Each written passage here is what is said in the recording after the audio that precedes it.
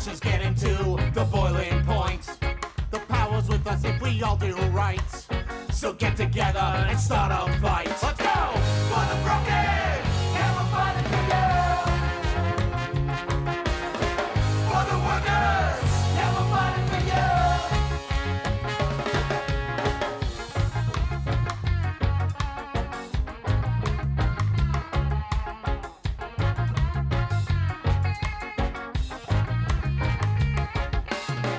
You don't have to travel all that far. Just start a fight wherever you are. And feel the sound that claims the right to have you dancing all through the night. Alright! For the broken! Now we're fighting for you! For the workers! Now we're fighting for you!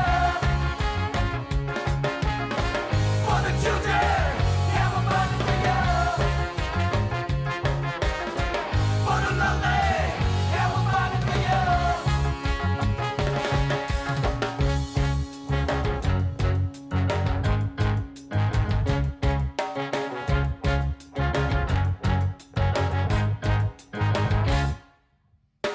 Have you ever felt lost, felt hopeless, felt left behind, felt like there's nothing you can do? Just know it's not true. We got your back. The power's in you.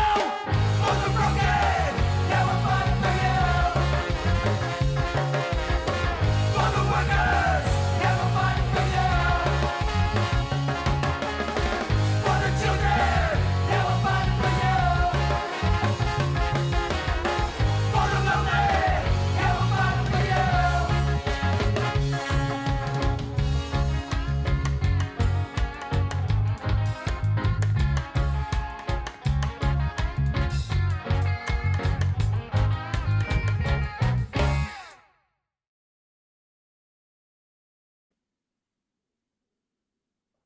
Hey everybody, welcome to Skagazine. I am Eric here.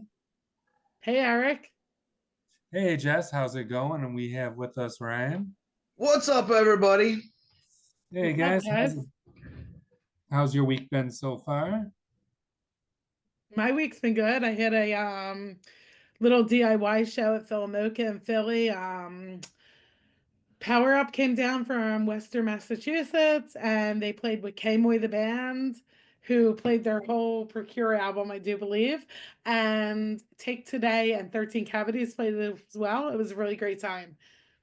The audience was awesome. People showed up. We had some catbite in the crowd. We had some the best and the worst in the crowd. They even got up and sang for a bit. It was a really good time. Shout out to Ben Skanklin for putting that together. Woo-woo. Nice. How about you, Ryan? I got to go check out the Midwest Ska Fest down in Chicago with our boy Jump Up Joel Tacey, and there's a killer lineup that night.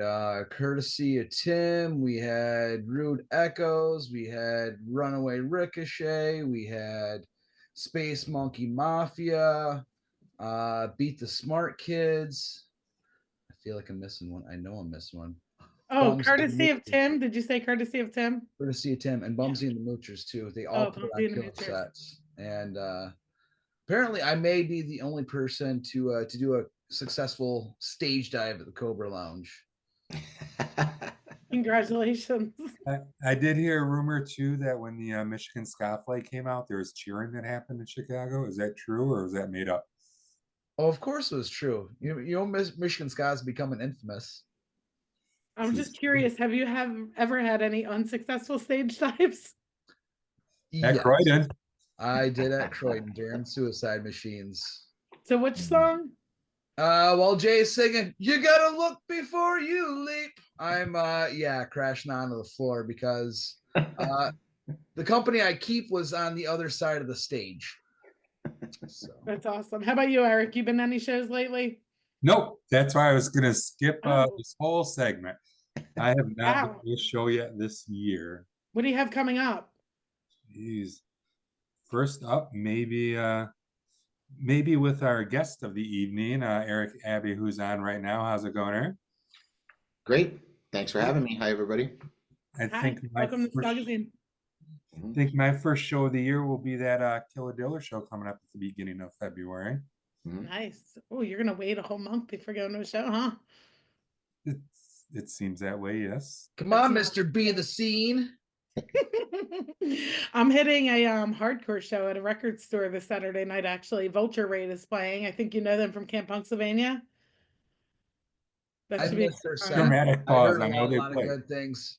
Yeah. Everybody was talking about their set that we were interviewing. Vulture Raid, Vulture Raid. I didn't get a chance to. And I haven't planned much further, so we'll see what happens. Oh, there you go. Well, we have, how about you, Eric? How has your New Year's been? Can they shame you by asking you what shows you've been to and you say none also? Yeah, I have not. I mean, January is it's cold and bitter. I think it was 15 degrees this morning here in Detroit. So, like people woodshed, I sit in the studio and write stuff and get stuff together with the bands and practice and do stuff in January. That's generally what I do. Try to record demos and do what we can as different bands and groups to write. And then, February kind of slowly irk our way out and continue on. So well, I'm actually very excited for the Riddim Crew stuff and the Killer Diller show, those two shows to come up in the next couple weeks. Nice. So basically, you put your work in where it's warm when it gets to be Michigan in winter. Yeah, I mean, I consistently book right now all the way through the year, right? We're booking into June and July right now, everybody. So it's like that's the time. Like this is the time we're ska and reggae, that's what we do. So not a lot of big shows come even through because there's not even a lot of touring going on and hitting Detroit in January. Particularly with the Lions doing so well and everything too. I know like 4 or 5 shows that were supposed to go on this Saturday that they moved because Really? they're not going to compete with the football. So I feel like this might be Michigan every year, though. I feel like we get to January and we're like, shoot, there's no shows coming. And then February, March, April comes, we're like, oh crap, there's too many shows coming. So. And then everything goes to Chicago and everything bounces back and forth. And then, now there's another Slack Fest going on in Cleveland that just got announced. And there's all kinds of stuff happening. And that's the same weekend, I think, as Croydon, or this is not Croydon Fest. So, so there's all kinds of stuff happening, in March and April. Yeah, I know from what I've seen, March is going to be stacked with just all kinds of killer shows. Yeah, you can park at Smalls and just stay there for a while. Well, once you get your parking spot, you might as well keep it at Smalls. Yeah. Anyway, so I would agree. I need to get to this Smalls one day. Yeah, it's my home away from home. That's 10 minutes from my house. So it's amazing. So before we get into some of your various bands that you've been involved with, I guess right now and over the years, little background information. Can you just tell our listeners maybe a little bit about your family, what you do outside of ska, what other interests you have in life? Sure. This could take the whole podcast. Yeah, it could be the whole thing, really. No, I've always been interested in English and literature and writing, and music. Those are the two things that I did my whole life, since I was a little kid, and even now. And I have no idea how, but I turned them both into what I do for a living. So I'm a college professor. I have a PhD in English, but it's writing about music and cultural criticism in music. So I have a couple books out published, and I run the Popular Culture Association, the music area, which is like a bunch of academic geeks talking about music. That's kind of why what inspired the Skagazine tent at Supernova last year. So that kind of stuff. And I teach how to write about music and how to write about, culture, pop culture, and that kind of thing at a community college. I've been there for, I think, 20 years. I think this is the end of my 23rd or 24th year teaching college. I got my PhD in 2018 writing about Jamaican dub music. and was lucky enough to work at the University of West Indies in Kingston and go down there and study and record at a studio down there. And while I was working down there, it was pretty awesome.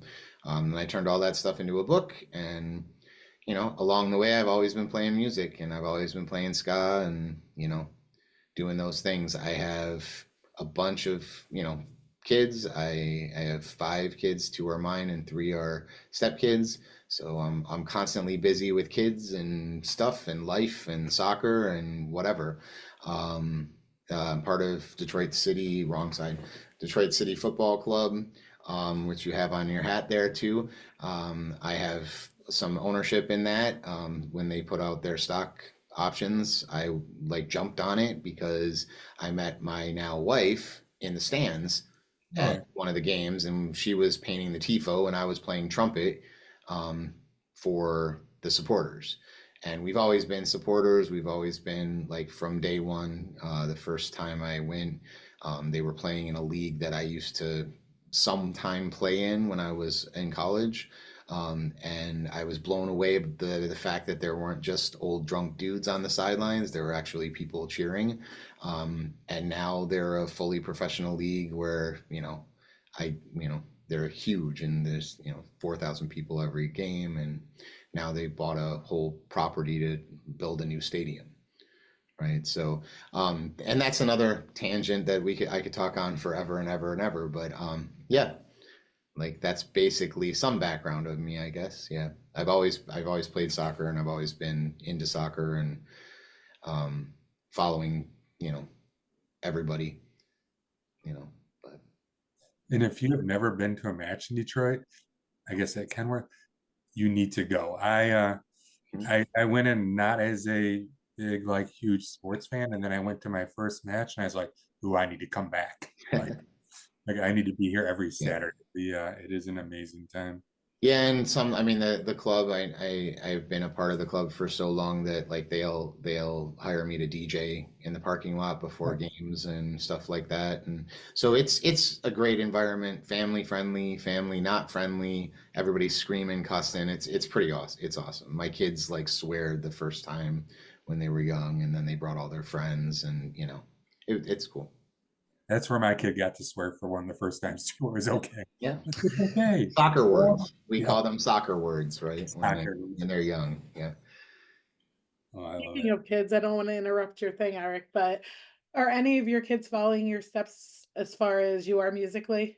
Are they playing? My soon to graduate high school is already accepted to 4 music programs, colleges, and is going to audition at Berkeley and Oberlin and all these fancy conservatories this fall here, or this spring, sorry. So yeah, they are way even above me.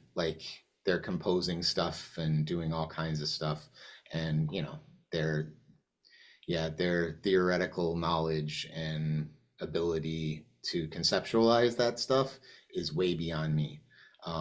I can play, but I went to school for it for a minute, but I never was that into it, I guess, in the composition realm. And they really are. They play every reed instrument, sax and clarinet and bass clarinet and oboe and all that stuff. So yeah, that's one. And then my youngest is just picks up anything and just plays it. But hates music, doesn't like music so much. So he's done with it. He's the high school soccer player, and he just plays in band just because, whatever. I don't care, that kind of thing. So Yes. Well, maybe there'll be a girl he's interested in later on down the road, and he'll be like, all right, maybe I am into this music thing. Maybe, but I'm kind of leaning he'll pick up the drums in the house. I think after the band stuff, he'll be the drummer or the guitarist or something in a punk band or something like that, or probably because of a girl. That's probably fairly accurate. Yeah. So do you got enough musicians in the house that you could start a ska band? The Abbey Crew or something? Yeah, kind of. When if you put my brother and my father, when they come over, we have enough. Nice. At which point in your life did you know that you were going to do something with music? Who were your first influences, or what was the first thing you picked up where you're just like, this is what I'm going to do? Well, my path is kind of interesting, I guess. When I started learning the piano when I was 5, the traditional way, right? Like sit up right and make sure your hands are all, all the Suzuki method or whatever you want to call it. And then when fourth grade came around, and I was in New Jersey at the time, and we got offered to, pick an instrument to try out. I wanted to play drums, but my folks were like, drums aren't music because you don't read music. So I was like, okay, what's the loudest thing I can play then? So I picked a trumpet. So I learned how to, and I love trumpet. I sat down, I will not, like fourth grade, outside my elementary school, I was sitting against a wall playing a trumpet, learning, like figuring it out the first time I got one. And my family rented the trumpet and, until rent to own or whatever. And I still have that trumpet. I've played it live. I still have it. I've loaned it out to like neighbor kids who are learning, or need it or whatever. So I knew that I was going to play music that way. I had no idea about ska or anything like that. Like I went through the standard. I was a band kid. I was a drum major. I did marching band in high school, jazz band. That was my thing, right? I was a, geeky band kid, and then let's see, I think, yeah, my senior year, my kid brother was a freshman and he was a better musician than I was, I think, at the time, and probably maybe now, no, whatever. He's my kid brother. He's a good musician. He's really good on sax. And he got into some band that was ska, and I had no idea what the hell ska was. And then another person that was a drum major in the band with me, we had to go get tuxedos for marching band. Like that was what our uniform was. We had to go pick it up. And I got in her car and she was playing some music. And I was like, this is the music that I just had a dream about. And it really is. I had a dream about being on stage, kind of like on a Johnny Carson or something, like in a band like that, playing, behind somebody, but it wasn't jazz and it wasn't swing and it was some weird music that I'd never heard before. And I got in her car and the music was playing and she was playing the selector. And I was like, what the hell is this? And I lost my crap and went full bore into ska, and here we are. I never stopped playing it. Nice. That was now 30 something years ago. So what are some of the other projects that you have that are not ska related that probably would take your priority over ska if you weren't playing music? Let's see. I have different bands, different things like that. I have, the production company that I run is based on booking ska stuff, and people coming through Detroit need a place to book or whatever. That's how I met a bunch of people. I've been booking shows for a long time. I used to put people up in the pre-COVID era. Now some other people have taken it over in the Detroit area, and that's awesome because I don't need to have bands in my house all the time. So that's cool, even though I love that. But I am very happy that, the Stefanitises and the Van Ashes of the world have taken that on and apart as well, because that's cool. No, but that's the other side is just, I'm teaching and working. That's what I do for a day job is, teach. And then I come home and I'm in the studio writing. And pocket sounds? Yeah, that's like the DJ stuff that I do. And, my moniker, like somebody called me the professor because I'm a professor literally. So that just became kind of what I went by and kind of turned into. Pocket sounds was, again, like I got really tired when ska was dead, basically, in the early 2000s, and I was still playing ska and reggae and stuff like that. And every club that I went to had like a rock playlist. So I would, bring a little iPod, like those nanos, those little things that you could like put in your pocket, literally, right? And I would do a playlist, and then I would DJ based out of that nano between bands. So like we played a little place called what is it, New Way? Yeah, New Way, Fun. in Ferndale, and we played a lot of times. The band 1592. Um, I was playing, that was the band I was running then. Like we'd bring the prize fighters in, or we bring somebody in, and nobody heard of them, and nobody knew Green Room Rockers or anything like that back in those days. And there would be like 50 people there, but the whole bar would just be listening to Kid Rock or something like that. So I would take over the aux and just DJ. And so that led into actually DJing and getting turntables and figuring out stuff and practicing. And then during COVID, I did a live stream of DJing. And then I got hooked up with an old friend from New York, like Dave Hahn, who was in Dub as a Weapon. And he's been all over the place, musician wise, but he's also a phenomenal dub DJ. And we did a like anti-Trump dub broadcast during COVID, and that kind of took off. And then, I started getting, calls to DJ and stuff like that. So, yeah. Eric, Um, I'm gonna jump in here real quick. We had a fan question. You mentioned Ska dying, and one of our fans or your fans wanted to know if you could talk about when Ska died in Detroit, if that happened, and when you realized it was reviving again. what fan was that? Maybe we It was should Ellie Fry. be nice to you. All right. Ellie Fry. Then Shout maybe out. Yeah, the answer to that is I don't know when. For me, Scott never really died. But as a musician and a producer and like a band member and going out and playing, there were like no people that would go to ska shows from like 2000 to like maybe, I don't even know, 2010, maybe 2015. I don't know. You could probably, uh, pinpoint that a little bit better. I'm not sure what changed. I do know there were a significant, particularly me and the people in the Midwest that were trying to keep it going and keep it alive. Like I said, me and Mark from Green Room Rockers and Prize Fighters and all of these bands, we would trade shows. We'd go down to Fort Wayne a lot, play in Fort Wayne and Detroit, and Unlikely Alibi. Those guys were doing some stuff in Fort Wayne a lot and trying to keep it together and keep it going. And that's what kept, I really strongly believe, the scene alive. We would go out to New York and play shows out there, and it was they were okay, but they were not anything like it is now. What brought ska back? I The only thing I can say is the people, you all, right? You all brought it back. Like, the fact that people started going to shows again and found a community in those shows and do stuff like this and do stuff like, talk on the internet and that kind of thing.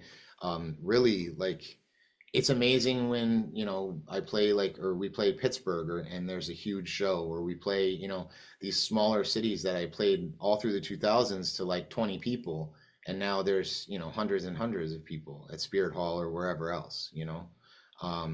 There's that little place up by you, I think, just the guy that Rob Alpinick that does the Jerky books. Oh, yeah. That we rolled, the Traitors were playing a show, and I think it was with Hub City Stompers and all of them. And we rolled into this town. We were like, what the hell is this town? Was it Trenton? No, it was, I don't know, it was some little town up there. And we were like, what is this? And this show turned out to be like off the hook. It was amazing. It was really great. And I was like, if this was 2006, there'd be like 10 people here, and we'd be getting thrown out because we're all pissed off and drunk and acting fools. And now, like, look at all this. Like, so I really do think, I mean, the big thing, I think that what brought it back is people, finding space at the shows again. And this kind of round with like Bad Time Records and all the other people and all the bands that came out of that and around it and surrounding it being completely inclusive and not, like, it's a place for pretty much anyone and everyone now. It doesn't matter what you are, right? And Yeah, for me personally, I like went off into the punk scene, and I still go to a lot of punk shows, but I went off that route for a long time. And then my first This Is Not Croydon Fest is what brought me back into it. That was such a great experience. You guys played. It was the third This Is Not Riddim Fest. Okay. Okay. And having Broken Goblet here and all the ska shows, it's been really good. Yeah, I mean that between that and like the smaller promoters that actually now are getting jobs, right? Like that's also something that's the key thing. Like just people getting older in the scene, you know, you either vacate the scene because you get married and have kids and just grow old, or you become part of the scene as a bar owner, a show owner, a promoter, or whatever, and you know, give back. And that's something that has actually happened, right? When in the early 2000s, when like garage rock and all the other kind of stuff like really was popular in Detroit, with the White Stripes and all that, Bon Bondies and all these other bands that were around, people weren't putting that energy towards ska. Like they were putting it towards garage rock and you know, soul and punk and you know, that kind of thing. And you know, that's fine, no problem. Now it's just the energy is to, hey, where's the next ska show? Our friend Joel, you know Joel Tacey very well. He was curious your thoughts on the local scene we have in Detroit or in Michigan. I mean, it's pretty much like one of the better ones that I've seen around the country, in terms of, you know, playing and people that support everybody. I think that again, this has to do with, you know, you all. It has nothing to do really with like, yeah, you need musicians and bands to go to see. That's fine. But you all keep showing up all the time. Bunch of crazy people, man. It's awesome. All of you, I like it's amazing, and I don't care about the drama or anything, because what matters is that 45 minutes or an hour of a show where we're all running around on the stage and off the stage like a bunch of morons, not caring about anything, right? And there's a flag going around or whatever, and that's like, for me as an old man, that's what I live for. That is why I keep doing this. Like that's why, like, no, like I'm not making any money, right? Like I play ska music. Like that's not monetary. I play in a 14-piece ska band. Like what the hell? Like there's no way that, like, if I wasn't having fun and playing this and loving this, then there wouldn't be any point to it at this point in my life, right? And then all of a sudden, every time I get like, okay, what am I doing? Then I go to a show and there's Michigan ska people and it's like crazy, right? And because the group of Michigan ska people, whatever that is, or however you define yourself, is there, everybody sees that, and then they want to come to the show again, and they want to be a part of that. And that's very different from how I grew up, having to prove myself at a show, right? And having to prove, you know, make sure my boots are this way, and make sure this is this, and make sure, you know, you can fight, and all these kind of like things that happened coming up.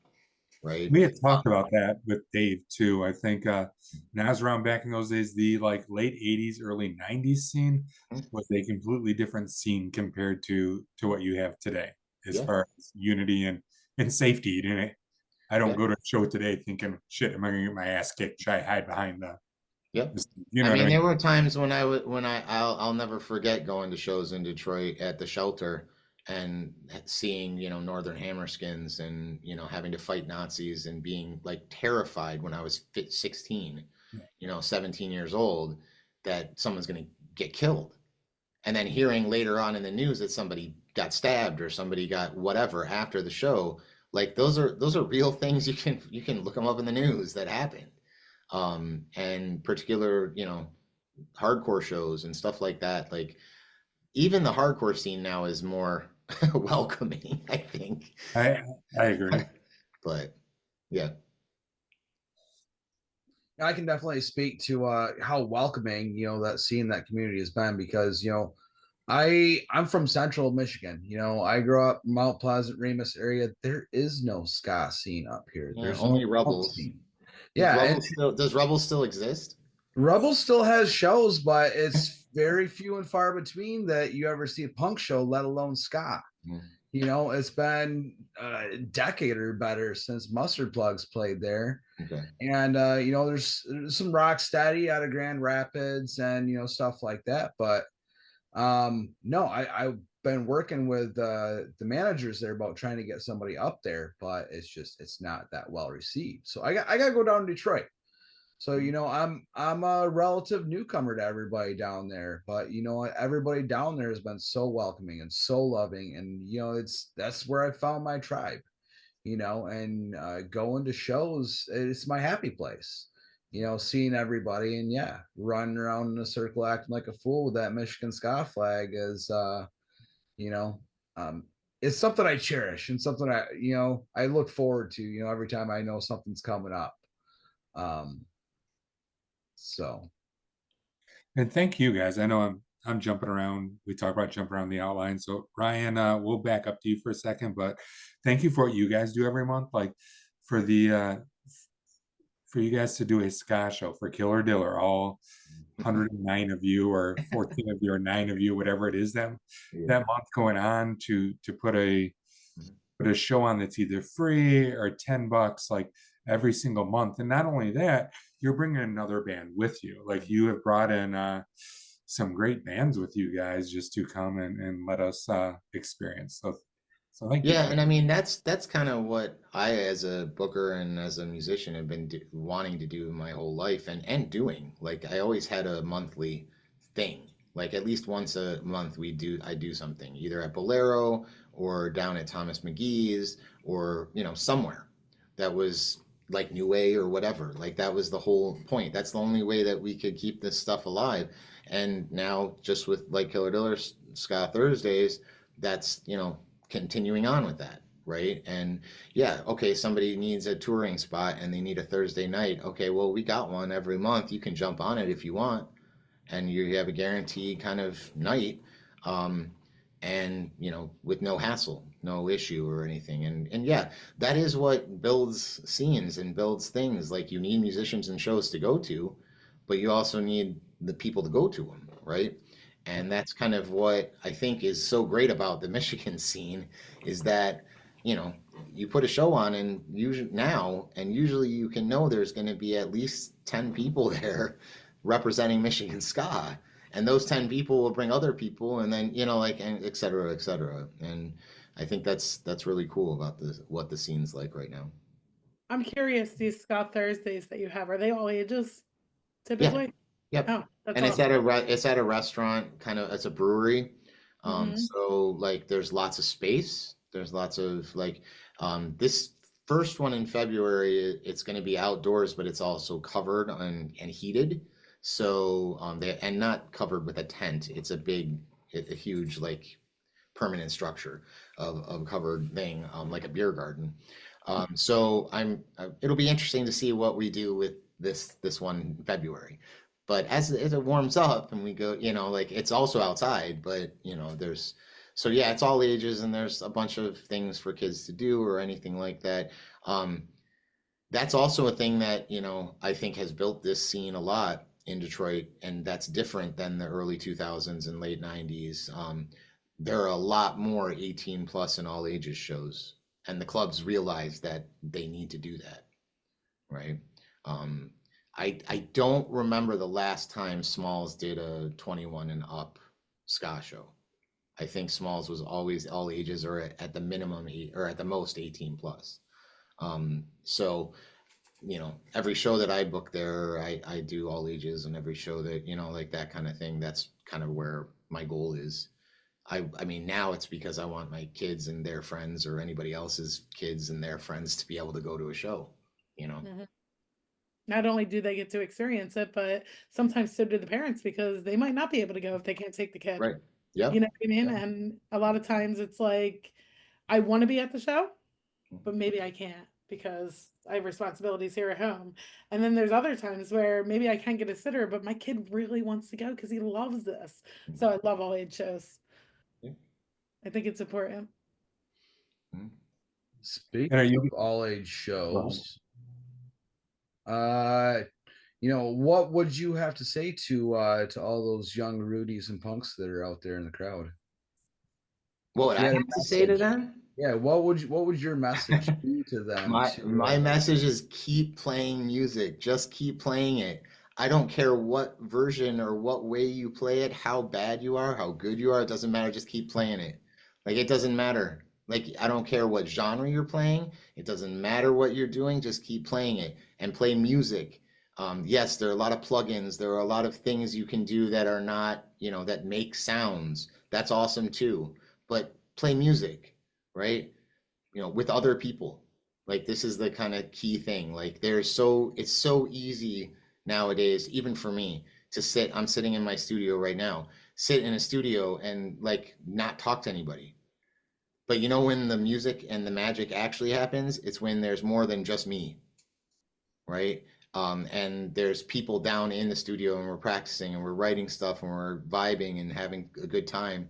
And then I hit record. And that's when an album happens, right? Because that all of a sudden, then we're writing something.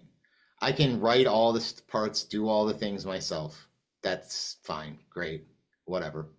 Like, good for me, good for anybody else. Anybody can do that. It's just a matter of learning how to do it.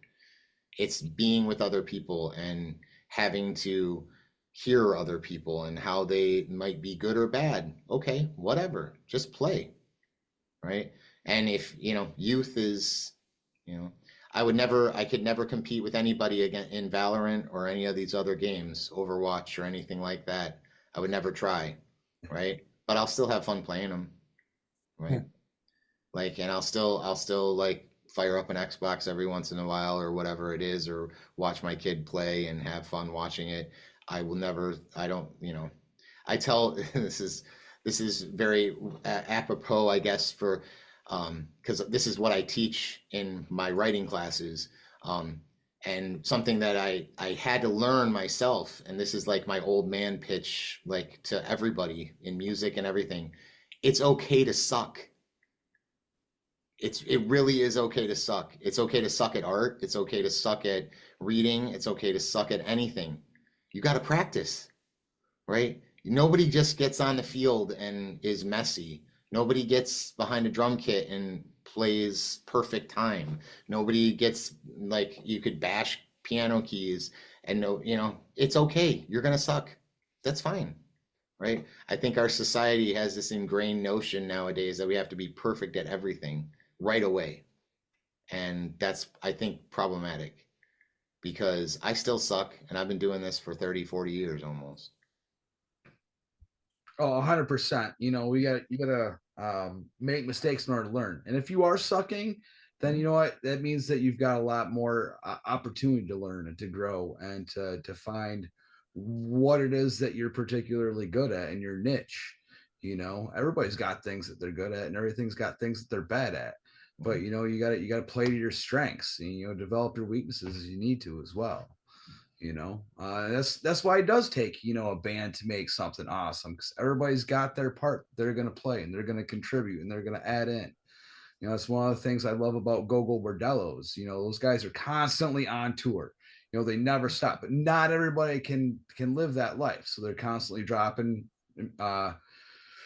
members every 2-3 years. So they pick up somebody else and they add in something else. So every other album, it's got a totally different sound from what they had. There's that few key members, but there's just such evolution to their sound, throughout all their albums. And it's just something that I love about those guys.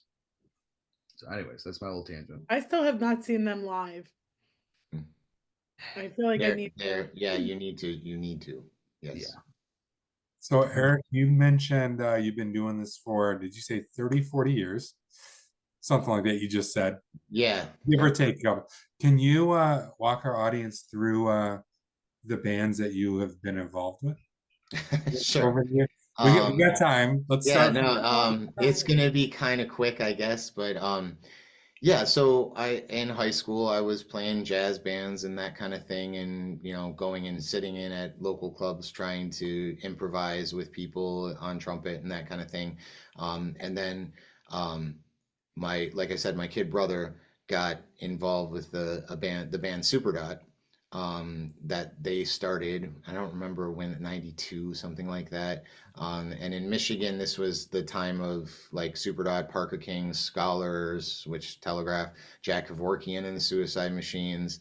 those kind of thing, those bands. Everybody was playing around all at Mustard Plug, but Mustard Plug was on the west side of the state, so we were all kind of separated that way.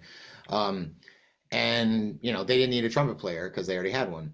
So I was like, okay, whatever. I don't even know what this is. I don't know what this music is. And then I got in and heard that the selector, and I dove into it, and I was like, oh, I gotta play. So a couple people in that band in Superdot, we practiced a couple times and did like a little tape. I think there's another band called Skazilla, but that was technically my first band with Skazilla. And I don't think we ever played live. Maybe we might have, but maybe a party or something like that. And then the trumpet player and the guitarist in Superdot left to form the Articles, and they had a spot open, so I joined on trumpet and was playing lead trumpet for them. And then in the middle of a tour, their singer just decided to quit the band in the middle of a show, and I was the only one that knew the lyrics, so I started singing and playing trumpet. So I would drop, you know, play one hand and then drop and grab a mic and whatever. And that became my kind of start to fronting things or singing or anything like that lyrically. Wrote a bunch of stuff with them, stayed a long time, and then I moved to Manhattan for a little bit. Right after 9/11, I moved to Manhattan and left Superdot, and then was just playing around with people, anybody that would have me really, on trumpet and trying to figure stuff out. And I went back and got a little crappy keyboard that I had from my childhood, like a Casio thing, and I would write stuff in my apartment, and then put that stuff together. And that would eventually become 1592. And that, when I came back to Detroit area, I formed 1592 with the musicians that I could find and old friends and that kind of thing. And we were just keys, drums, and bass. That's all that we did. And then my brother was like, hey, I want to play. And so he played, I got him on tenor. And then the bass player had a guitarist that was like, hey, my friend's a guitarist, he wants to play. So then we became a fully fledged band. Okay, this is the quick, short stuff. Then Jay was playing with Hellmouth, and I was playing with 1592. It was that period in Detroit of Jay's kind of world. And him and I had always kind of known each other through those times, but just as like in passing people, like we really never hung out. We hung out a little bit, but whatever. And he saw 1592 at a show, and then I interviewed him for a chapter in a book I was writing on Hellmouth, which is in my second book, on aggressive music. So I was interviewing him. He came to see 1592. Him and I, we started talking, and we're like, hey, you want to put a band together? Let's put a band together. And then Jay Navarro and the Traitors started out of that. After that, Steve Kachnowski, the trombone player in the Traitors, was like, hey, there's this big band that's gonna be, starting up. If you, I don't know if you want to be a part of it or just come out and hang out and play, whatever. And that turned out to be Killer Diller, so I started playing with them. Along the lines, 1592 kind of faded away, and I still wanted another outlet that was kind of darkier and dubbier and reggae, so I started writing stuff on my own, and I called it Detroit Riddim Crew. And that's kind of like the project that it's really like a studio project, but now we're actually starting to get more gigs. But like the last album that came out on Jump Up, and Abbey Productions, had everybody on it. There was like 35 people there. It was like a COVID record, but it's all instrumental. It's called Instrumental with a little dash between. Crazy Baldhead does the dub on all the B-side, and I guess, and then now there's another new project that is just starting up right now, and that's called The Loyal, so be on the lookout for that. It's already, demos are out on Spotify and kind of floating around, but that's, happening as well. Yeah, and I keep writing rhythms, and anything you need, I'll put a trumpet on, or I just put a trumpet on PT's Revenge track, their new album. Punk band from around here, ska punk, kind of ska punk, but more punk ska, I guess you would say that. So they asked me to put a trumpet part on there, so I'll do that, or keys, or anything that needs to happen. So all right, here you heard it here first. Most things ska related, you can contact Eric Abbey at Abbey Productions. There you go. Yeah. So I couldn't help but notice a kind of connection here. So you have the Traitors and the Loyal. Like, is it are they in response to each other for fun? They're both not. I did not name either one. So let's just, yeah, I can't, like, the Traitors came out. I don't even know really how that name came about. I think we were just talking at practice one day, and that's what it happened. I think Jay came up with it or something. I don't know. The Loyal was not mine either. I'm just kind of, I'm playing drums in that and hanging out, you know. Right. So, yeah, it's an interesting, yeah, semiotic kind of dichotomy, but yes, I like it. So do you and Jay have like this unspoken competition as to who's in the most bands and have the most things going on? I think Eric's winning right now, though. Let's see. It's not unspoken. No, he wins all the time. Like he's in more bands than I am, but it is funny that way. I don't know why that happened or how that happened or anything, but yeah, we do talk about it in jest. It's funny. It's got to make it really easy to get 35 people together for a record, though. Yeah, kind of. It's never easy, but yeah.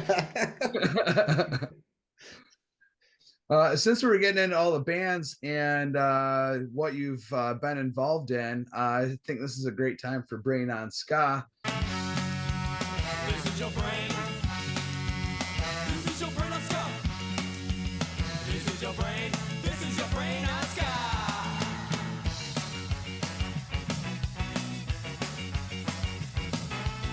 Where we will get into some of those lyrics, and you picked some of your most recent projects.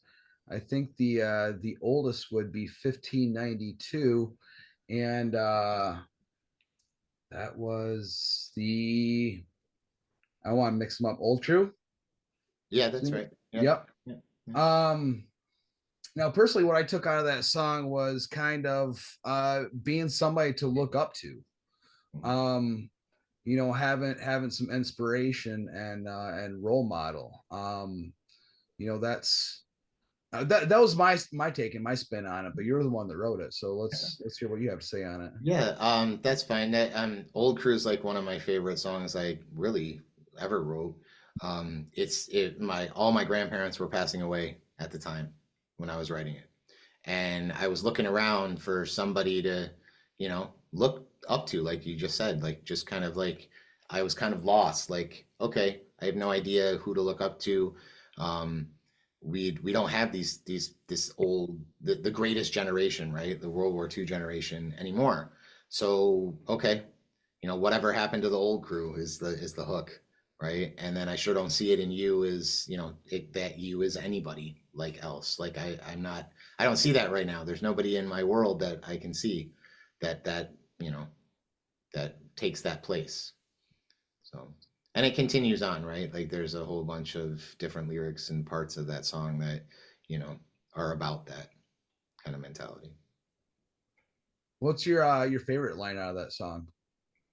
I mean, the hook, right? Like, you know, whatever happened to the Old Crew, I sure don't see it in you, is like, I love that. Like, I think that's really, for me, you know, the way that I write lyrics and write songs is I don't really think about it. I just sit down and it kind of comes to me, and that's really generic to say that and kind of like oh, I'm just inspired. No, it's like what the shit is happening around me, and I'll just write it down real quick.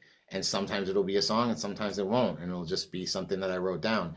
I think I wrote that song like coming home from one of my grandparents' funerals, right? Like just in the car, like I was like, oh man, the Old Crew's gone, or something like that. And you know, that's what it came out. So yeah. Overall, I'm interrupting you, Punk Rock Ryan. I'm so sorry. This is what I do. But Family of Choice is one of my favorite albums. Oh, thank you. I feel like people, if you haven't listened to 1592, listened to it. It is some amazing stuff you put out. So Thanks very much. Yeah, I like Family of Choice was that was like my final record with that band kind of thing. I purged a lot of shit in that record. a lot going on at that point in life. Yep. Yep. This one goes out to everyone that ever passed away, cared about, loved, or barely knew. For all the old crews out there, this one's for you.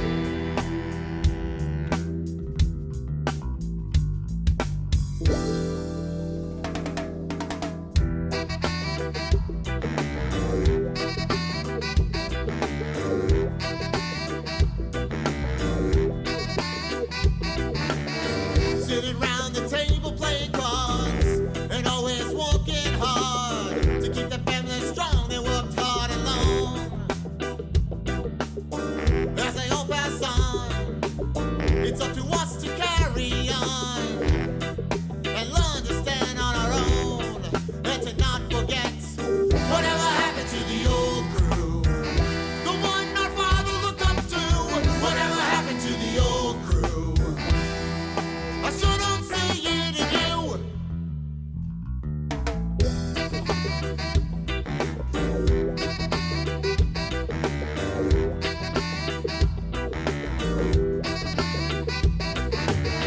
They fought in all the wars, and they built all the cars, and left behind a way for us to live with pride.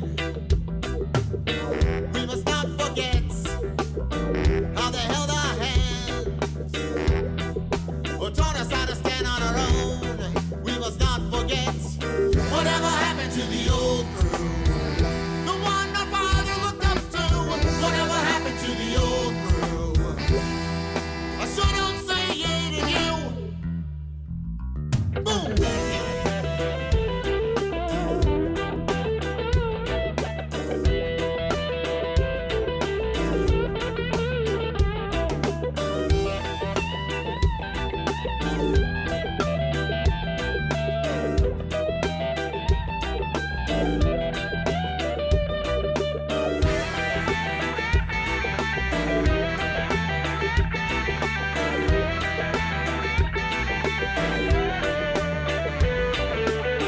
Sitting round the table playing cards and always working hard to keep the family strong. They worked hard and long.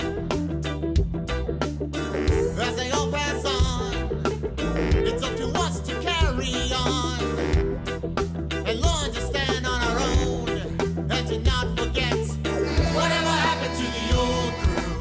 Whatever happened to the old crew? Whatever happened to the old crew? The one our father looked up to. Whatever happened to the old crew? Whatever happened to the old crew? Whatever happened to the old crew? I sure don't see it in you. But another one was out of Detroit Riddim Crew, Smash Dem Down. What was the inspiration behind that one?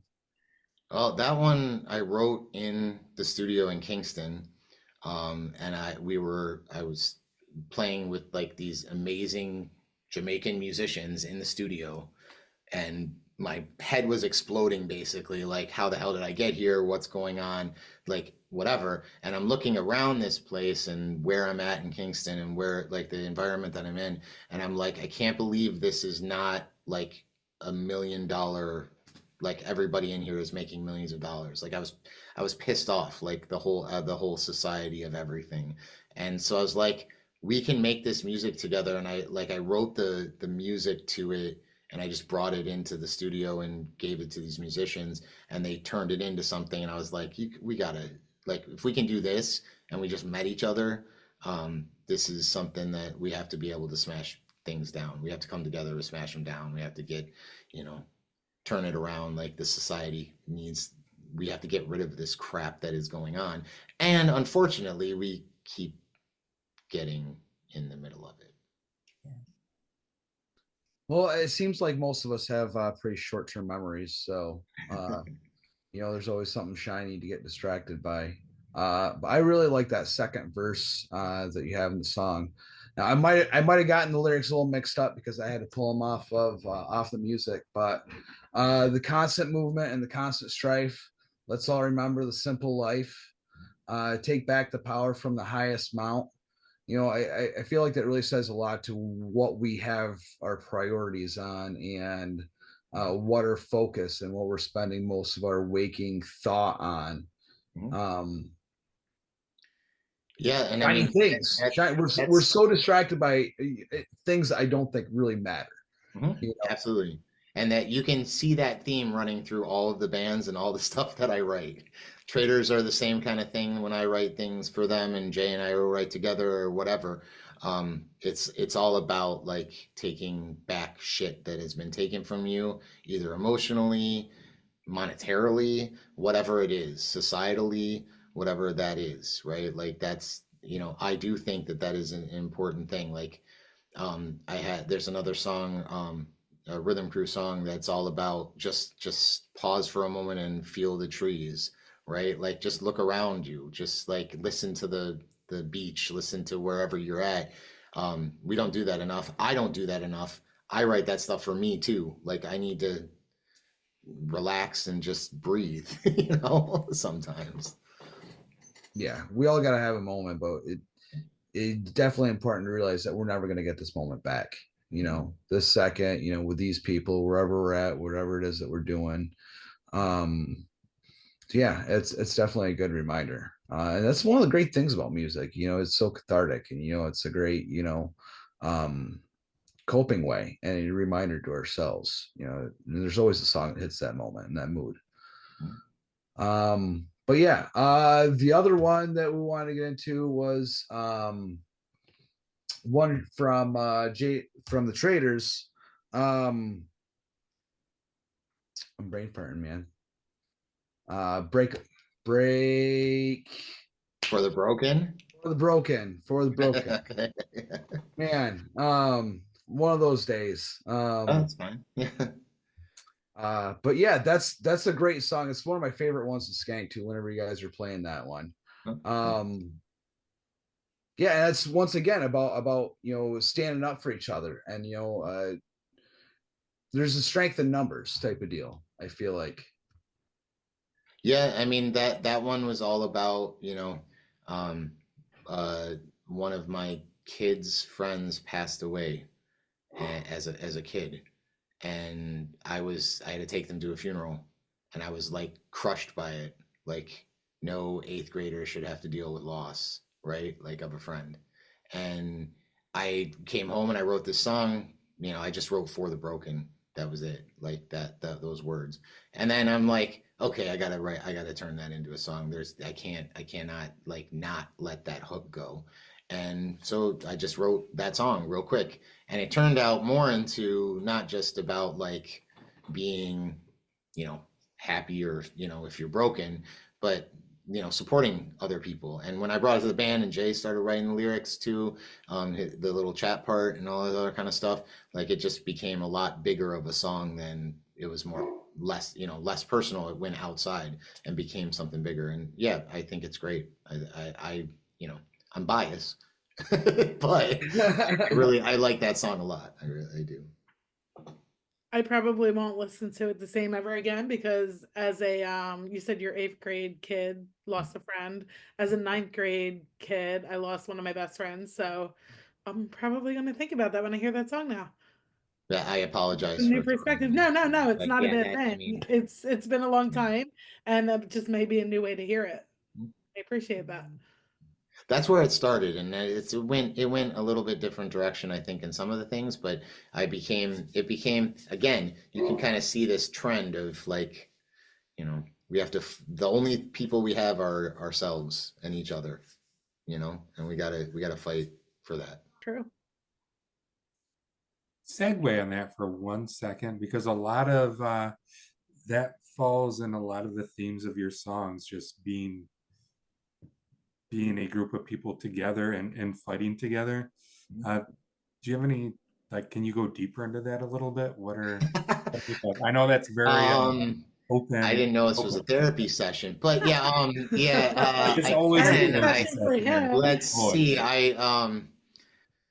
As a kid, I moved to New Jersey in second grade, and then I moved back to Michigan in between seventh and eighth grade, which are pretty strong developmental years and periods. And then I moved around, and I had like not a lot of friends a lot of the time. Like I was always into music, I was into books, I was like, so when I started writing things and seeing like music was a way for me to make friends, to be around people, to hang out with people, to see the same people every week or every weekend or whenever, we went out, um, to have band practice, like that kind of stuff, that became my outlet. So when I started writing, or when I got into writing music more, and kind of learning about it, lyrically and structurally and all this other kind of stuff, that's just what came out, right? Like trying to find to like that's what I think Michigan's like ska is about. I think that's what ska is about in general. Like that's why I love two-tone movements, and even Jamaican, like the original ska. It's about being together at that moment. Doesn't matter if you're broke, it doesn't matter if you have no money at all and you're playing a broken ass instrument on the streets. You can still play together, and you still, and be, by playing together and by coming together in that moment, you're defeating something, loneliness, pain, heartache, whatever that is, that something is.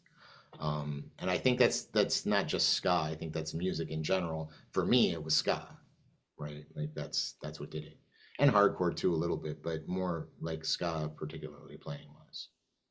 And I agree with you. Not to I will not keep our therapy session going, but I've had things in this year that were, we'll say, rough, but in the people who eventually reached out to me weren't, in a lot of ways, the people I knew for 20 or 30 years.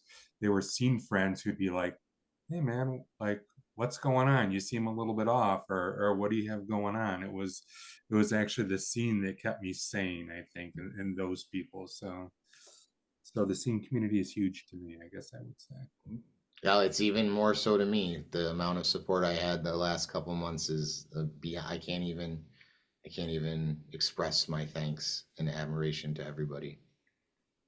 Awesome. It was a pretty significant ordeal that you went through. I don't know if you want to get into that at all or talk about it. I mean, if I'm sure everybody knows that, I had a cardiac arrest on October 17th, and my wife saved my life, or brought me back to life, I guess, because I was dead for something like 10, 12, 17 minutes, something, I don't know, I don't remember at all. But I came out of it because of her, and the EMTs and the people that saved my life, and the doctors and surgeons. I don't have any really memory of being in the hospital or anything like that.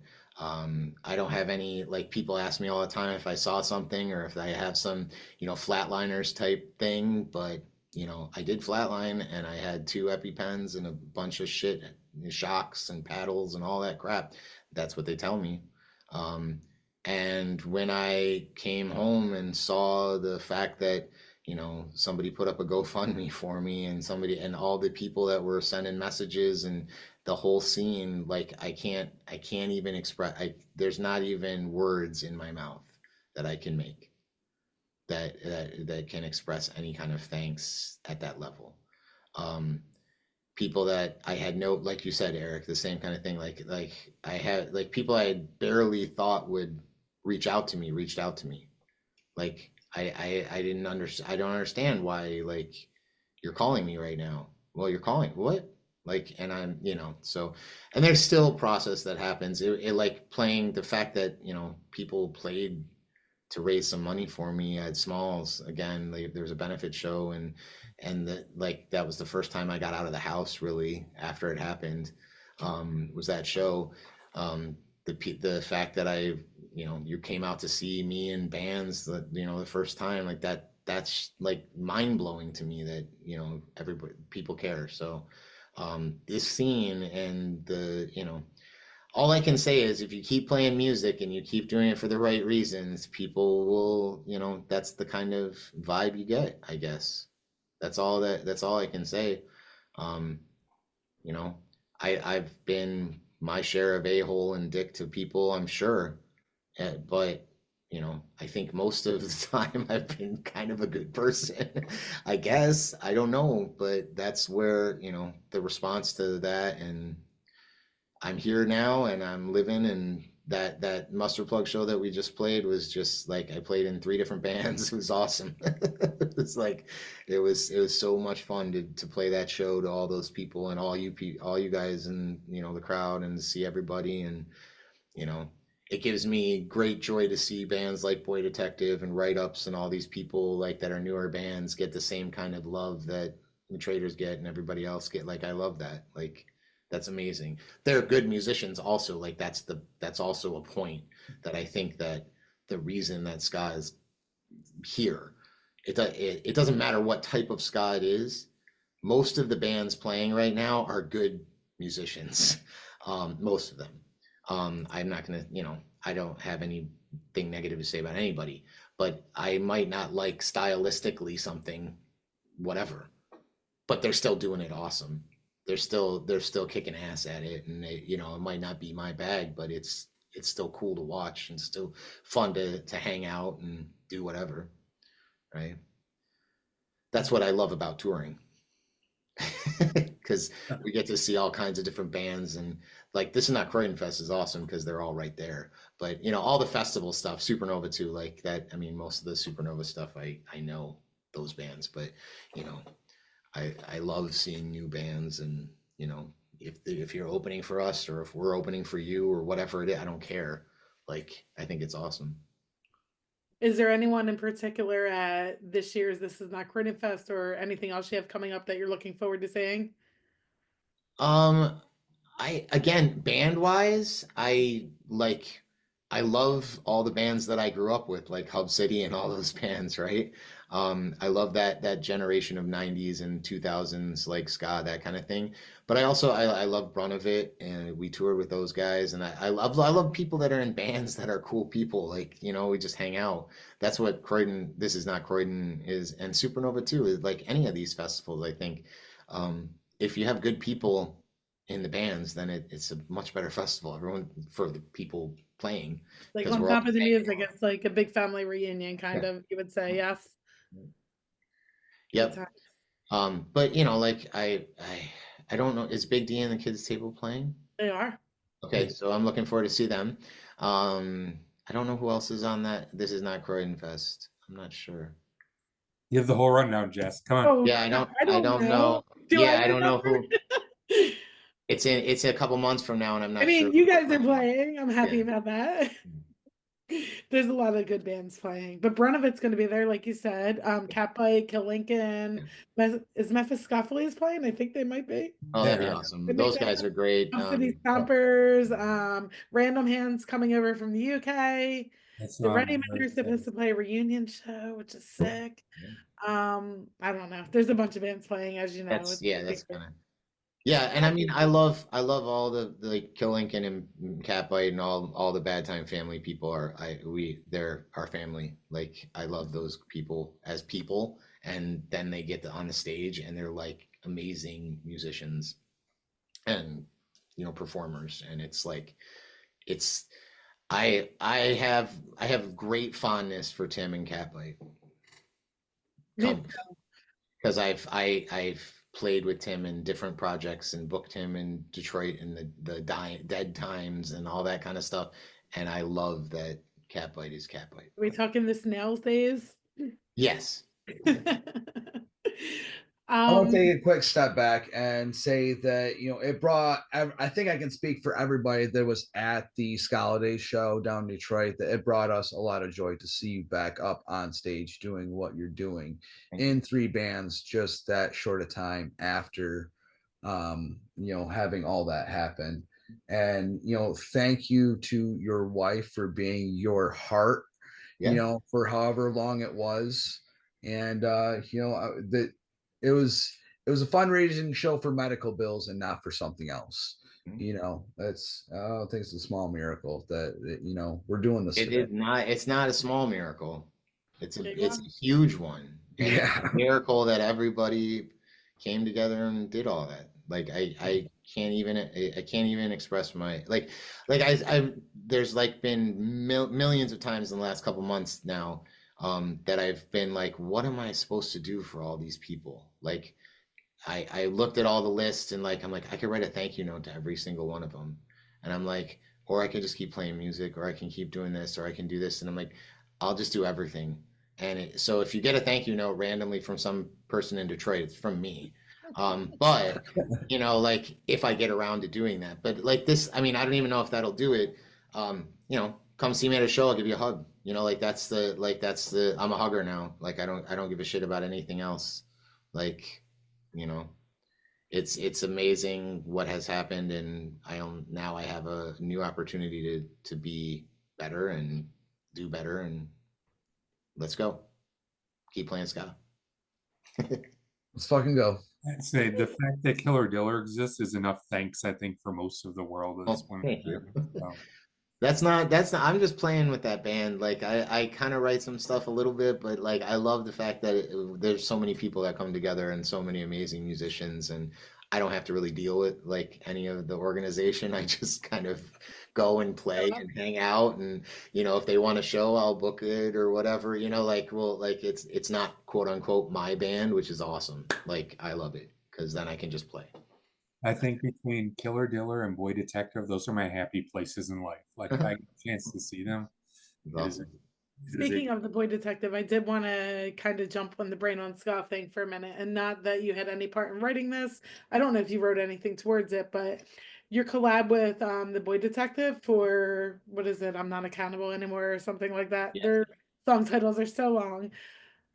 I want to know one, how does it feel when someone asks you to collab with them? Yes, yes, there it So, is. For the record, I'm not accountable yeah, yeah. anymore. Okay, so how does it feel? Is that what you Yeah, asked? when somebody asks you to join their project and do something with them, that's got to be like a big thing. And two, I want to know how you feel about the Boy Detective and doing this with them because I love them so much. I know these guys do, they see them a lot, but I feel like they are the next big thing. Michigan Scott has definitely tried to push Boy Detective to the rest of the world with all that we have. You made it to me at least. I don't know about everyone else. Um, okay, so the first response, what happened, like how do I feel when people ask me to collaborate? Yeah. What you're saying? I mean that's like I'm amazed. It's awesome. Like that's what I want to do for like with music. Like I love it. I love working with people anywhere. In Jamaica, in England, and wherever. I don't care. I've done lots of sessions and different things and different times. I'll put a drum beat on something or whatever. When local people do it, like the Boy Detective, when they asked me to do it, it was even better because all I have to do is drive down to Ohio. I don't have to do anything here, or drive down to their studio. I don't. It was almost Ohio, but anyway, you know, drive a little bit away and you know just play, and that was cool. That was awesome. You know, to do that. Like the band PT's Revenge, like that was one of the last things I did before shit happened, and I didn't remember doing it, and so to have like that recorded, and like I have a picture like that. My wife is a photographer, so she took of me for their album jacket and all these other kind of things, and I have that recording. Like that's like a snapshot in time that I don't have in my memory right now.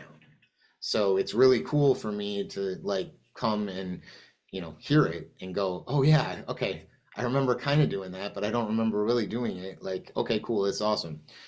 Same thing with like the Boy Detective stuff. Like, and I've been doing this all a lot for a long time, like with different people, anybody. Like I wrote some parts for like a children's record that was out on the East Coast.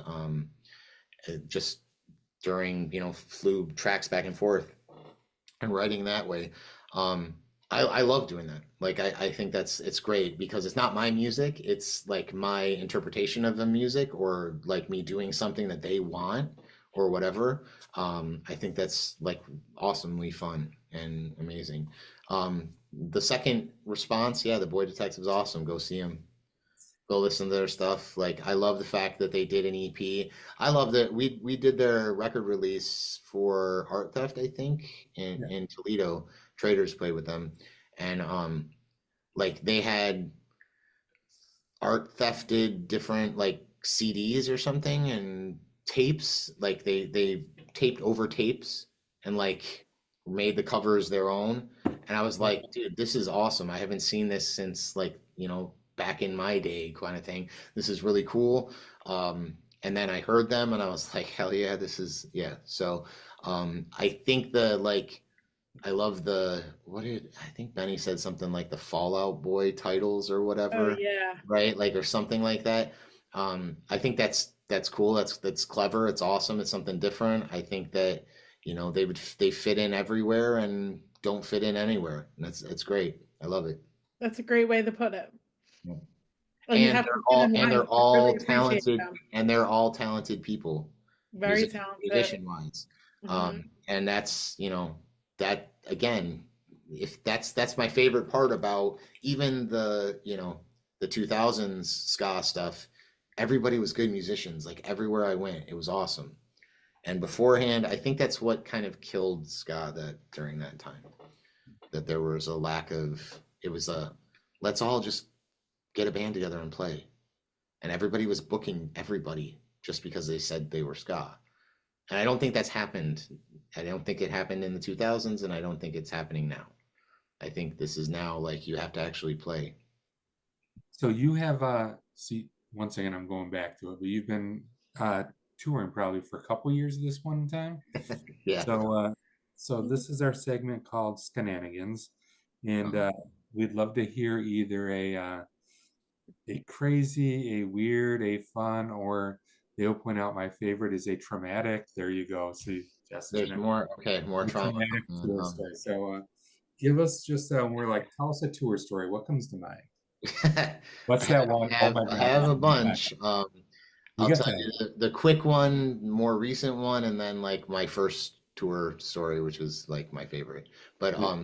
quick one, like when the Traders went over to Japan, which is probably like my favorite of all tours I've ever been on in my life, because when you leave the country, people actually respect musicians and treat musicians like they should be.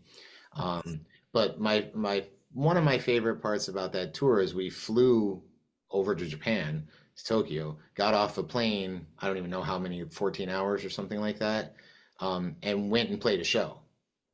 Oh, nice. And it was crazy because we were all in this mental space. I mean, I can't speak for anybody else, but I mean, we've talked about it. I can speak for myself. It felt like you were in this crazy, like, surreal dream. Like, because you're jet lagged, but you're also like playing stuff that and then there's thousands of people there or whatever, hundreds of people there in this club, and none of them speak English. And then after the show, they put on this big spread. They kick everybody out. That's but for the bands, they bring in food, and you're sitting there eating with people that you just met and you just got off a plane with, and like it was amazing. That was amazing. The other story is, my first tour ever with Superdot, and we toured with the band Suburban Delinquents as our opener. We brought them along, and they're still good people, and I love Suburban Delinquents. They just played with PT's Revenge. That was like basically back in my high school days show. They put on another show, but whatever. We did a show in Valparaiso, Indiana, which is between Chicago and Detroit in the middle of cornfield nowhere. And we played church, like, youth center, I guess, in a church in the middle of that. I don't remember who was on the bill or anything, but we had nowhere to stay. And somebody on stage was like, hey, does anybody have a place for us to stay? And somebody said, yeah. And we're like, okay, cool. So I think there were 7 people in our band, and there were 6 people. It was like 13 to 20 people that were staying at this place.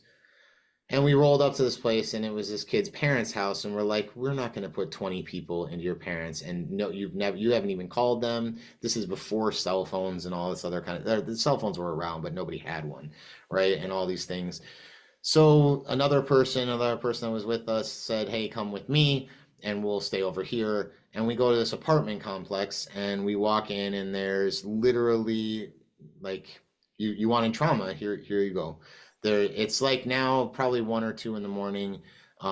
There's like pornography on the TVs. There's drug paraphernalia everywhere. There's a baby in a diaper running around. There's all this shit, and we're like, we are not coming into this apartment. Some of the other people, some people that were with us were like, yeah, I don't care. I'm just gonna pass out. And they went in.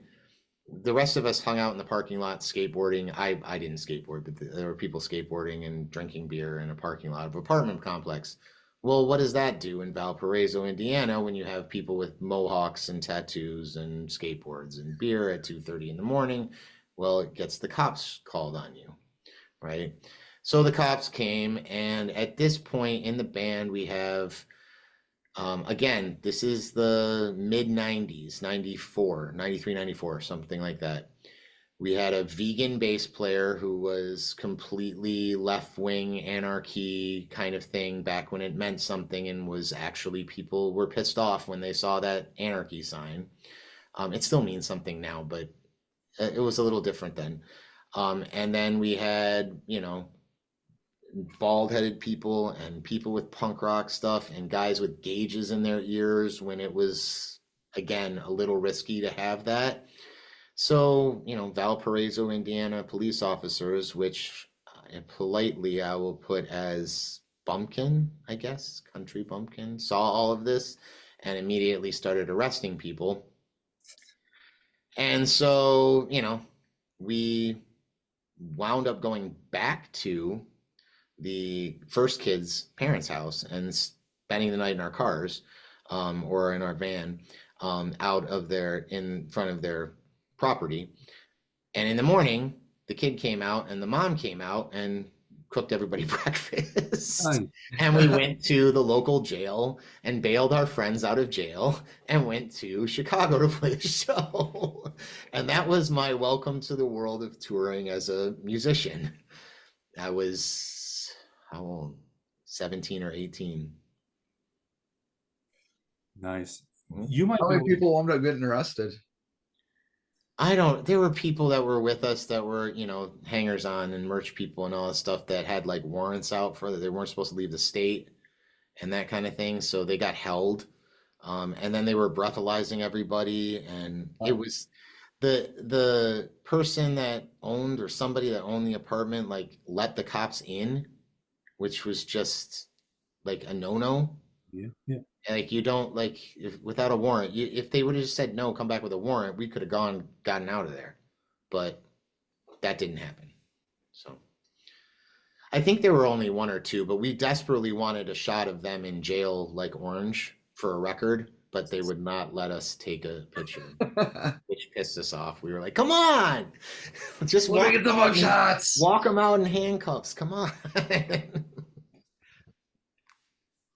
So maybe you can help me with this, Eric. I'm going to go way back because so my first ska show that I remember in life was actually a Super Dad show.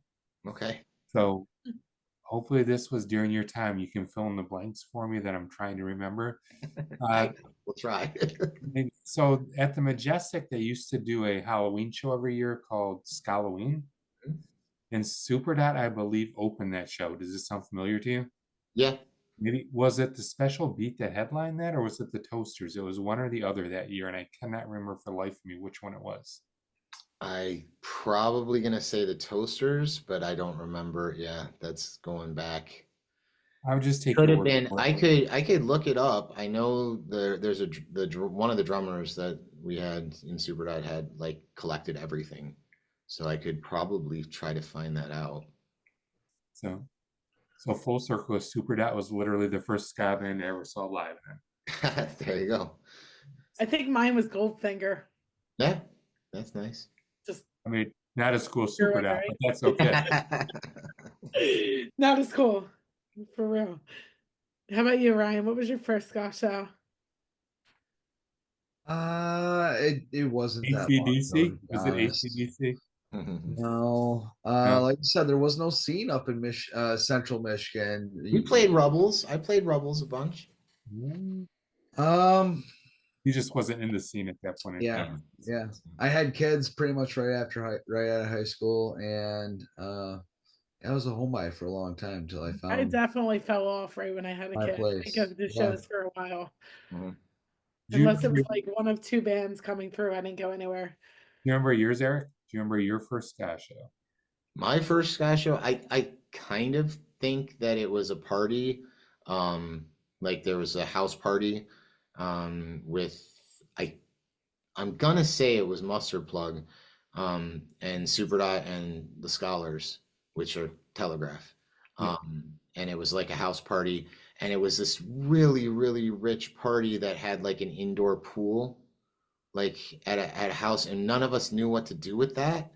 So we just like everybody wound up jumping in and throwing shit, and it was like a 80s rom-com kind of thing. But I do remember like Skank by Numbers was like the thing everybody was listening to. So it wasn't, it was the tape. It was back in the tape days, and we had, I don't know if it was Big Daddy Multitude, or it was a demo tape or something, but like that song got around, 1, 2, get off your feet. Like that one got around all over the place. And I think that that's the first show that I was at. But I know my son's first ska show was Scottish. He went with me, and he had an absolute blast. He got in the cuddle puddle for Boy Detective. He was in the pit for Traitors and Mustard Plug set. cool. We had a blast. Yeah. We had a really good time together. Has he Awesome. been turned on to the ska now? I think he has. I think I've converted him. It's in his name, so I mean Skaletsky. Like, we better represent hard, right? Absolutely. So, Jess, do you have any maybe rapid fire I was questions? thinking we were going to play a quick game of categories, which is not really a game, but just a rapid fire. It's not even like categories. I No, don't. it's not like it. We just like ska It has puns. nothing to do with Yeah, this. I mean, I've gotten in so many fights over that categories game. So let's go. I love that game so much, but we Speaking tried of to come drama, up with a game, not for me, but one of our other hosts who does this segment, and she's like, I'm gonna make a deck of cards, and I'm not gonna do all that, but whatever. None of that's actually happened. We just say it. No, it really happened. yeah, Is she it deck did. of cards? Oh, Yeah, Actually, she it's was a deck drawing of cards cards. out. yeah. But she's not here, so I just made up my own questions. Apparently, I missed the deck of cards. Before we get on to categories, I do want to say one thing. You mentioned your wife being a photographer. I want to say she is the absolute best photographer. Aw. To That's this nice. day, I have so many good pictures of Ox, like at shows, on stage, this and that. She took my all-time favorite picture of him. I'm gonna post it tomorrow and tag her because I use it as my screensaver on my phone, and it's 2 years old, and I just can't get any better. Yeah, She she's awesome. She's awesome at it, and she just kind of hangs out in the back and snaps photos, and then really, really good. We're gonna play categories with favorite non-ska band or artist. favorite non-ska band or artist. Damn. First thing that comes to my mind is non-ska. Oh,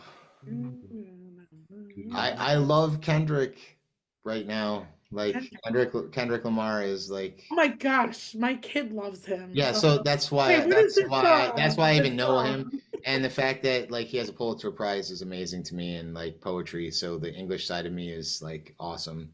Do it. Yeah, I'm gonna say Things that. like You know. Buster or something in one of his. Okay. He Yeah, screams, Mustard is. Yeah. "Buster!" Oh yeah. Oh my gosh. Yeah, so that would, I mean, I don't know if they're my favorite, right? But right mean- now, that's the first thing that comes off my head. Maybe know. I shouldn't have said favorite, but first thing that comes to First mind. thing, yeah, first band that's not So ska. if you had to cover a song of theirs, what would it be? Oh, I don't know. Right now, I couldn't even say that. Yeah, if I had to cover a song, yeah, no.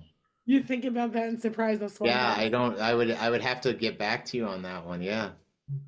Can I add a question, Jess? Sure. Interrupting. Here we go. So, Eric, what is the last song you've listened to? Whether in your car, before you get on here, what's that song you remember listening to? Oh my gosh. Probably some garbage on the radio. No, that was yesterday. So even today, yeah, I don't actually even know. Um, what's the, I can pull up my Spotify or my That Apple would be Music and look. Um, what is the last thing? Probably Lila EK, which is a reggae artist, or Kabaka Pyramid. Those are probably the last one of those two artists are the people I listen to mostly in my car, and so probably yeah. nice. Sorry for interrupting, Jess. It's No. okay. No, we can all jump into It's this. a lot harder with this right off the This top is of the your head, fun part of It the is, interview. it is, Like, yeah. we can ask people about themselves, and it's like easy peasy, and then we like come up with these things. They're like, "What the fuck?" Yeah, I didn't I just prepare like for totally blank out. What is your social security number? Yeah, right. this. Uh-huh. No, Oh wait, I'll go right there. Yeah. that is exactly why we're not on Apple yet, because I ain't giving them money. What's the last show you remember attending that you didn't play at? Oh, it was that PT's Revenge show. Okay. That their record release party that they asked me to play on the song that I'm on the record, but I was too winded and other things happening recovering wise, so I didn't. And it was great. I love going to shows and just watching. That's like it really like it's almost like a luxury at this point to me right now. I love it. Is there a band that you haven't seen yet that you really want to see?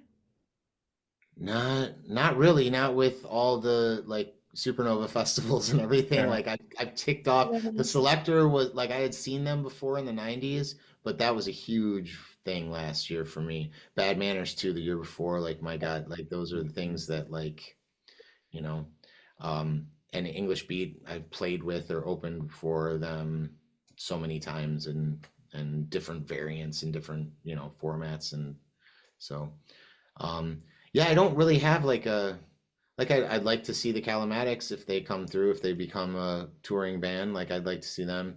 I really like bands like Boy Detective and Write Ups and stuff. Like I love seeing bands early on that are like, you know, figuring it out and functioning and, you know, learning and or just coming out and destroying things like Brunavit or whatever. You know, I love that. So yeah. What band do you think you've seen the most times? We Oh, won't get to figure them out, but what band would come to mind? Right? Who have you seen the most?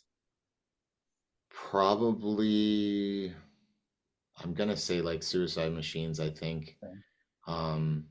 Because I've either played with them, been around them, hung out with them, or whatever, or was a fan before even then. So probably, I'm gonna probably say Suicide Machines, like Jack Kevorkian and the Suicide Machines, and then Suicide Machines. How And that's about not even like just because it's the genre. I think that's just because I'm in Detroit. That's- Like, you know. I would for what it's worth either say mine is either Killer Diller or possibly Mustard Plug. Those would be the two that, and probably for the same reason because well, hey, you guys play once a month, so that Yeah, was helpful. But obviously Mustard Plug is Mustard Plug. Yeah, I've seen Mustard Plug a whole lot too. Like played with them and then whatever. But I think probably Suicide Machines beat them out because of location. That's like they're, you know, when the Machines in the 90s and, you know, were around here, I was at probably almost every show that they played. Local little ones and stuff like that, you know. Whereas Grand Rapids is what, like 4 hours, 3.5? 3 hours, yeah, three Or and a half two. hours. Whatever. Yeah. Obviously. Yeah. But I used to play in a band up in Grand Rapids too, like, you know, for a minute, a real quick minute called the Red Lights. They don't exist anymore, but you know, like they asked me to play keys and I was just driving around Grand Rapids all the time to play. So, you know, so that was fun. And I'd play with Mustard Plug there too and doing that stuff. So yeah. Where was the weirdest place you ever woke up at? Oh, okay. That weirdest place I ever woke up. Wow. I feel like you had an answer the way you laughed. I don't know. No, that's a great question. That's really a great question. I don't know what the weirdest place is because there's so many places that I've woken up at. And there's a whole bunch of weird ones. Ah, This is my favorite question, actually. probably somewhere in Japan. I was there twice, one for a martial art visitation that I practiced martial art, and we went for a whole, week and, practiced the whole time and all that stuff. But we stayed in like a businessman's hotel, which I'm 6'2" and 250, right? Like their businessman hotel are for little people, smaller people, not me. So that was probably weird because there were three of us staying in a hotel, one hotel room, and we all had our gear and all this other stuff. So that was very, very bizarre. And then the tour with the Traitors, we have, if you've seen our band, we are not small people, right? Like Ken Haas is taller than I am. And, in Japan, when we're touring, we were staying in like hostels and stuff like that. And, you get a bunk, and the bunks are not made for people that are 6'2" to 6'7", right? Or 7 feet tall or whatever. So that's probably, those are weird places, but I've woken up in a lot of weird vans and cars and kind of stuff like that too on tour. So I like Like the that. front yard of a random kid's parents' house. Yeah, that's what I'm saying. Yeah, like I was in the front seat of a car, like kicked back in random Valparaiso. Like I don't even know if I woke up or we just stayed up. I don't know if I ever slept, but yeah, yeah. I Or have a like feeling I the know. Heart O Chicago Motel. They had half-hour rates. Half hour. That was a very nice, very, very nice motel that we stayed in that nobody slept, right? And all of our gear was in the room with us, and all those fun times. Yeah. I only have one more rapid fire question, but I feel like Eric might have another one after this about farm animals or something. But Go for if you could live anywhere else in the world, where would it be? I feel like I know the answer to this. Anywhere else in the world, where would it be? Yeah. No, I'll throw a curveball to you, Ireland, right? Oh, I thought you were gonna go with Jamaica. I love Jamaica. I would live there in a heartbeat, but Ireland Ireland. is in my heart. Like, And you've been there? yeah, I went there with like our post-COVID honeymoon, basically. Nice. We stayed there for a long time and went all over the country and did a little tour.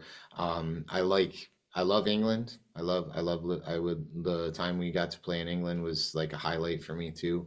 And like I love Manhattan too, and New Orleans, and like I would live in those cities in 2 seconds, like as well, in Manhattan again, but New Orleans as well. I don't know. I think that, yeah. I mean, that's, I guess, what I will say. Ireland for me as like that's like a retirement kind of goal. Like as a writer and as a musician, like the vibe of Ireland is very much me. I wonder what the ska scene's like in Ireland. It's okay. We'll just put it that way. Really? It's okay. It's not great. It's just okay. Okay. Just Yeah, not Japan because the hotel rooms are too small. No, I would live in Other Japan in a heartbeat countries. too, no matter what. Like but Japan is like living in Manhattan, too. Like it's expensive as shit to live in those countries, and you can find cheaper ways, but yeah, I mean, I like Canada too, right? Like we're right by Canada. I like going to Canada, you know. Never been, plan on it soon. I Are hope. you, are you coming in? I'm going to 2 of the shows, Jess. Are you coming? Oh, I Montreal. cannot make those shows. I'm going to be Yeah. elsewhere, but I hope to make Pooza Fest. Are you coming, Eric? Faintest idea is playing with Muster Plug and Planet Smashers for a tour. Are they doing no, Montreal and Toronto, right? Montreal and somewhere else. Have you played Pooza Fest ever? We have not, no. Have you been there? I've never been, no. I would like to. That would be Follow-up question. You want to go on a road trip? awesome. Yes, I'm always down for a road trip if I can make it work, but yeah. Yeah, as far as Canada, I mean, that's a, I like Canada a lot. Have you played Mexico? Yeah, we did that West Coast tour at Bad Time. We ended in Tijuana. Okay, I hear like It was not what you see Mexico City ska and everything. Tijuana was just like Detroit. oh, the Little Mexico City is crappy bar. huge. It was awesome. It was still awesome. It was really great. Little crappy bar, good beer, like it was just good people. It was awesome. Cerveza. It was awesome. Yeah.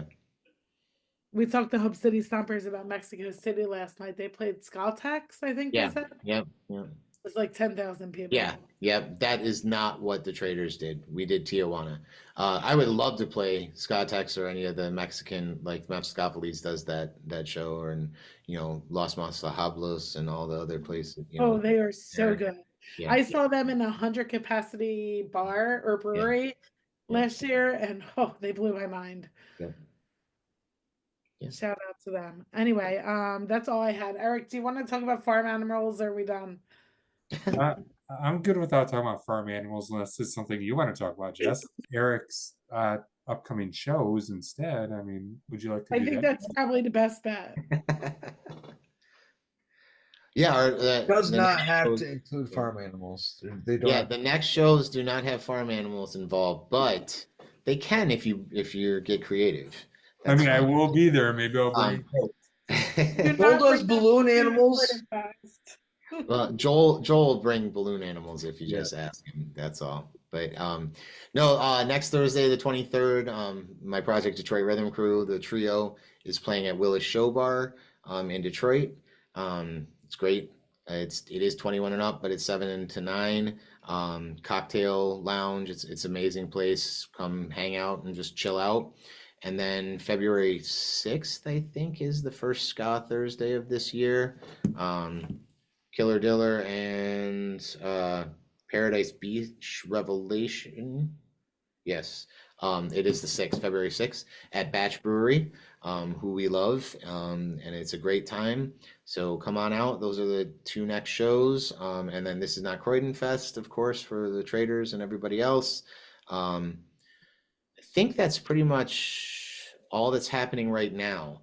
But everything is getting booked up, and there is the Riddim Crew stuff is a monthly, so that's every third Thursday of the month, all the way through the summer.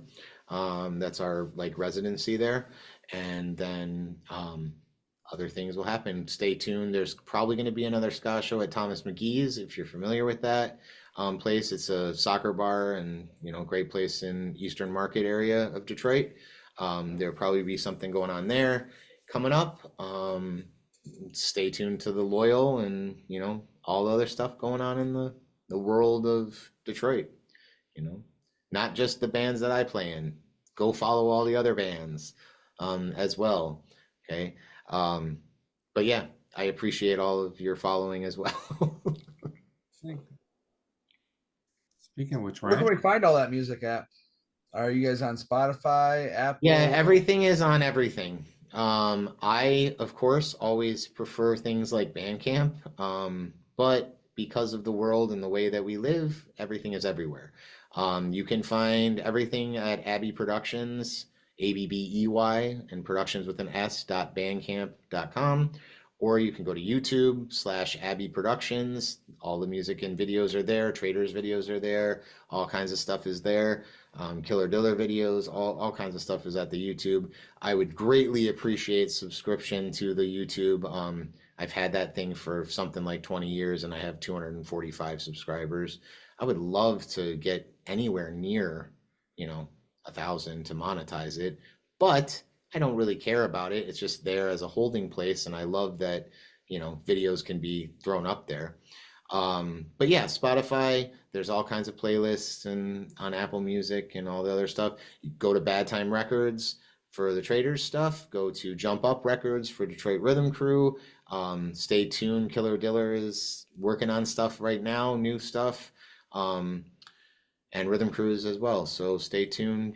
Jump Up with Chuck has always been a great supporter of mine and ours and the scene and everything. And Jump Up does wonderful stuff. So keep following them. I think that's about everybody that I want to plug. Well, Eric, we truly appreciate you coming on tonight, and we love talking to you and hearing really a lot about the scene in general, but a lot about what you're doing, and we appreciate you being with us. So, I just our appreciate the opportunity to talk about anything. I love, and particularly something ska related is awesome. So thank you everybody for all the support, and constantly being in my corner is amazing. So I appreciate you. Thank you Indeed. so much. And we I will feel see like I got a thorough ska education tonight. Good, good. you soon. Very nice. Thank you, Eric. Alright, I will, let me quickly plug the Supernova Alliance too, the nonprofit that they formed. I will be a part of that a little bit more as it continues, but the Ska education part of that is really an important thing for bringing like Alpha Boys School and people that are actually like doing real, not, I don't want to say music is not real work, but real work along with the music, right? And you know, part of the Ska education thing and Supernova Alliance is going to really, it could really be a huge thing for a lot of different people, a lot of, you know, people that need, underprivileged people that need instruments, people that need education in other ways, whatever happens, travel grants, et cetera, et cetera. So please stay tuned to that. Particularly, I'm sure that the Ska education thing will be back this at Supernova. I'm pretty sure it will be. So if you see me, come up and talk, and let's like get, you know, be on the lookout for more advertisement about that and relationship to the Alliance, because that is something that's really important to me as well. So. Awesome. All right. Well, thank you, Eric. All right. Well, good night, everybody. And Eric, once again, we appreciate you coming on tonight. Thank you very Give your much. message. Eric, give your message. My message. All right. Just a friendly reminder to everybody that if you want a scene, you have to show up and be part of that scene, folks. All right. Good night. Good night. Good night, everybody. Thanks, Eric. Yeah. Thank you guys. Yeah. This is still rebel music. Kingston, Detroit, all around the world.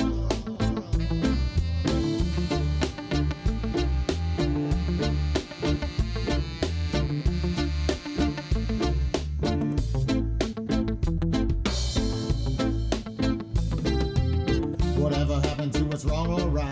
The people keep on marching without the side. Oh, the thought of the world and its surrounding signs. We have to be ready at all the times to break up the hatred and fix all the mess. There's gotta be a way much more than this. To find a way to smash them down. To find a way to smash them all down. Whoa, smash them all down. All down, smash them all down.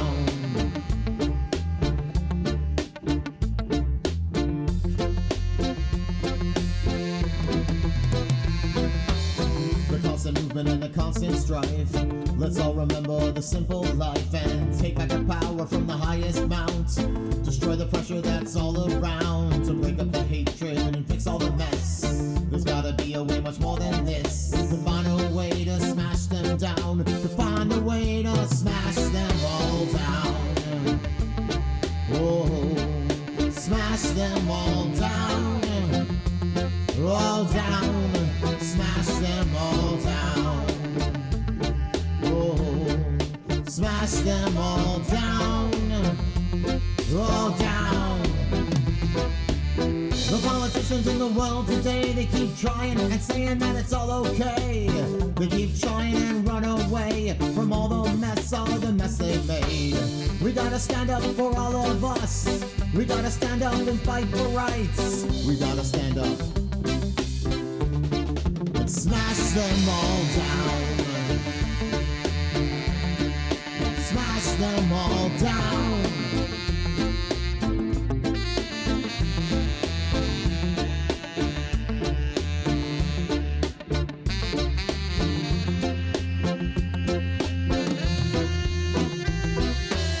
Whatever happened to what's wrong or right?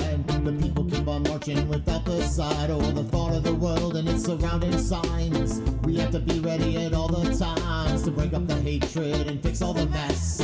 There's gotta be a way much more than this. To find a way to smash them down. To find a way to smash them all down. Oh, smash them all down. All down. Smash them all down. Oh, smash them all down. All down. Smash them all down.